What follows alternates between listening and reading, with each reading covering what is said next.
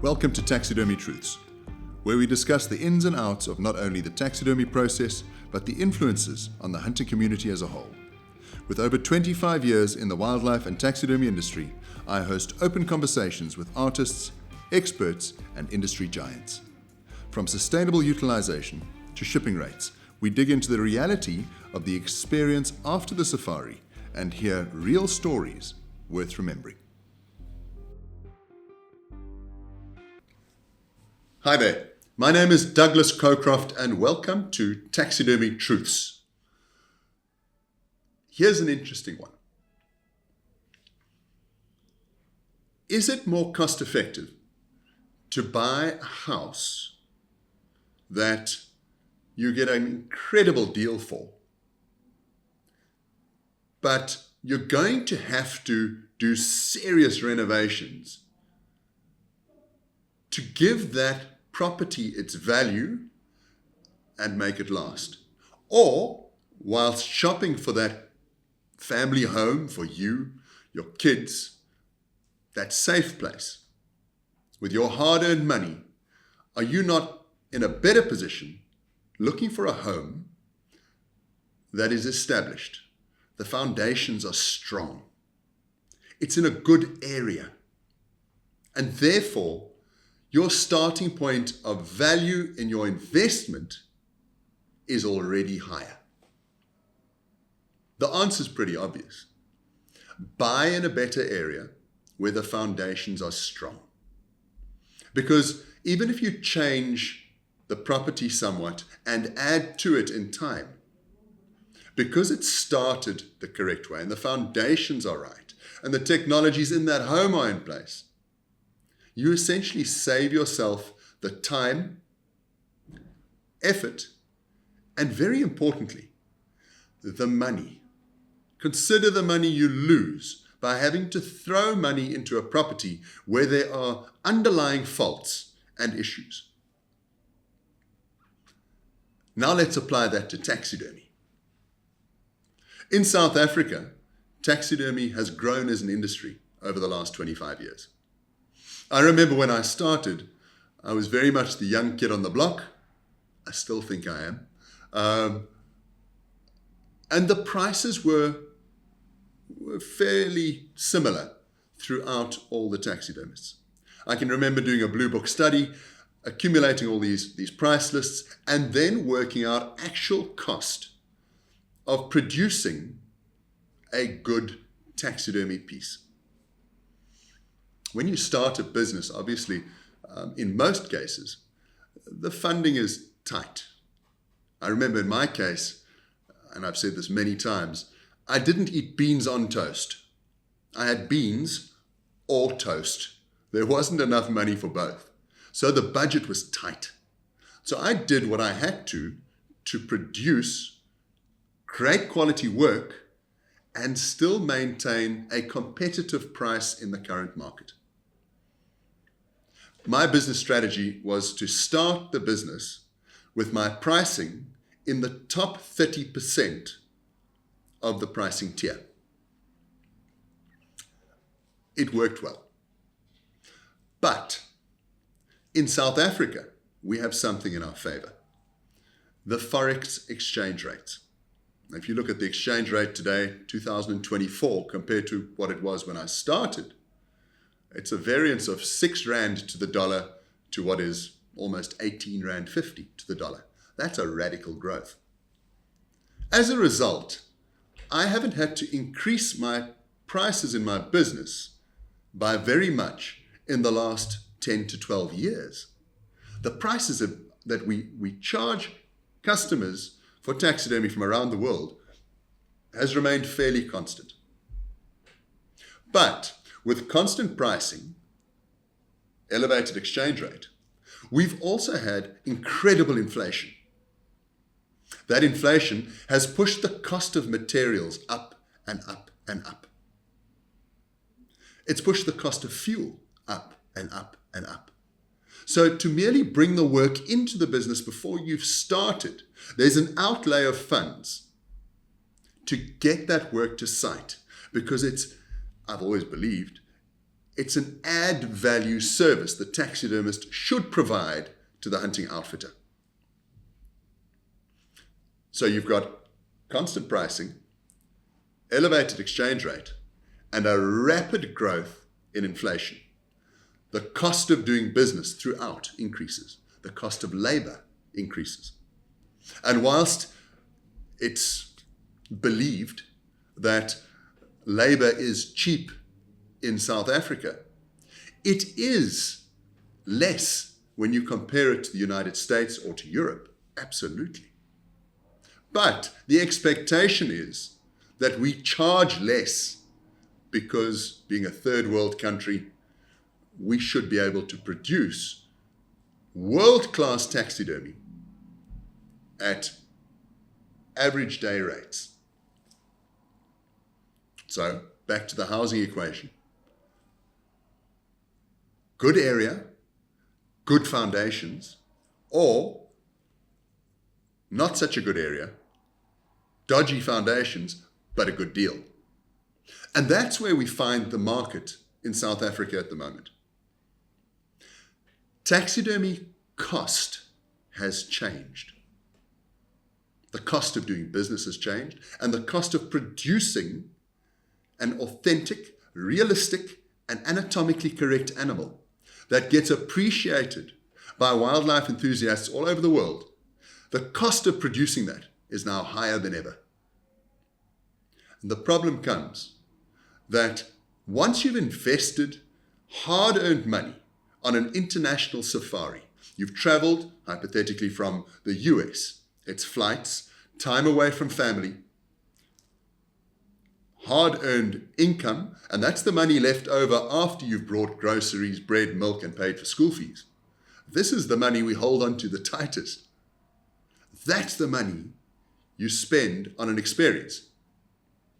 The money you've spent on this experience cannot be retrieved. This is not something you can return.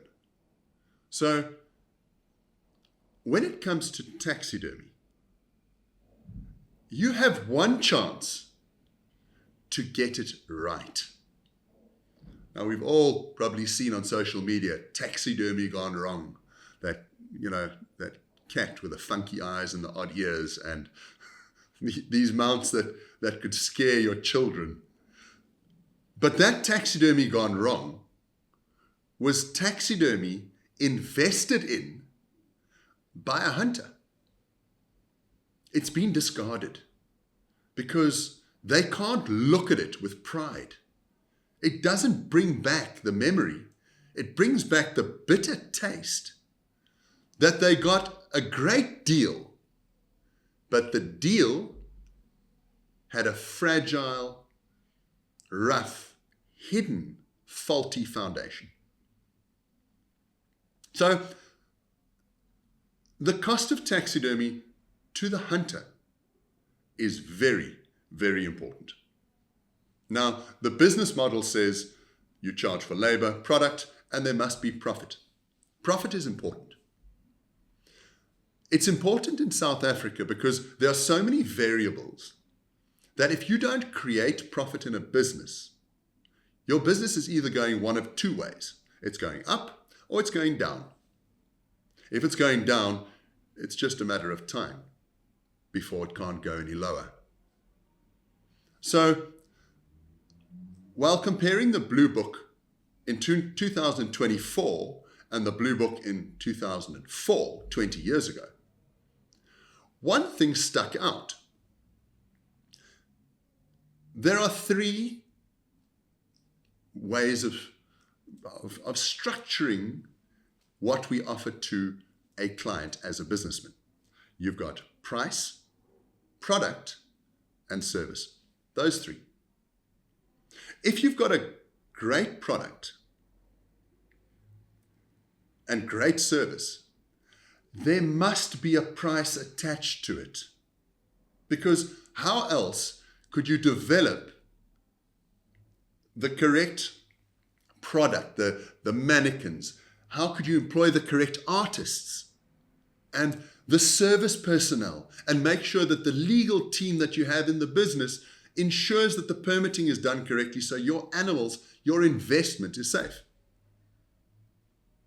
So by comparing those three factors, if you don't have a great product and your service is average, your price is all that's left. So the difference between 2000 and 2024 that we found is there were a lot of new companies that have come into the market. I love competition. I believe more people in a market is good for the industry. But I believe we should all strive to compete with one another for business using product, as in quality, and service, the experience we give to the client. By using price, because you don't have a quality product and you don't have a quality service, when you bring price into the factor, into the equation, it doesn't leave that business enough profit to sustain and grow and give the valued customer value for money. There's always a line between fair and ripping people off. I couldn't agree more. But I have noticed that where we started charging $150 possibly for a dip and pack of an eland, our prices haven't changed. We've utilized the exchange rate to cover the differences. But we have found a lot of new companies in the industry have come in at lower price ranges, which has therefore left some companies seemingly more expensive. So the cost of taxidermy to the hunter comes in that progressive companies that are changing the way the job is done, doing better quality, improving the technology, it must come at a cost. And as a hunter, one would need to answer the question, do I invest in this experience that I cannot return, or do I go for the cheap deal? And there's a lot of cheap deals out there. I'm passionate about taxidermy. The animal is the canvas that we use to create beautiful memories. I have respect for any artist that has the ability and the patience to nurture the art of taxidermy and create these incredible pieces of art and respect the animals. The problem comes in when cheap prices, those deals, blind so many people. And when they finally get their animals back, it's a fraction of what they could remember. And the experience is tainted forever. This is not to justify high prices. This is merely to make it clear that the future of taxidermy and quality art rests in the hands of companies who actually know the cost of producing beautiful work. And those companies that invest into the industry as a whole to improve the standard. In South Africa, we were often considered the lesser taxidermists globally. We didn't have the technology. In 2024, we have the technology. We have the passion. We have the experience. We have wonderful artisans and artists that we can bring into business to create amazing works of art. They do come at a cost. The better the quality, the higher the cost. It's the same principle no matter what you do.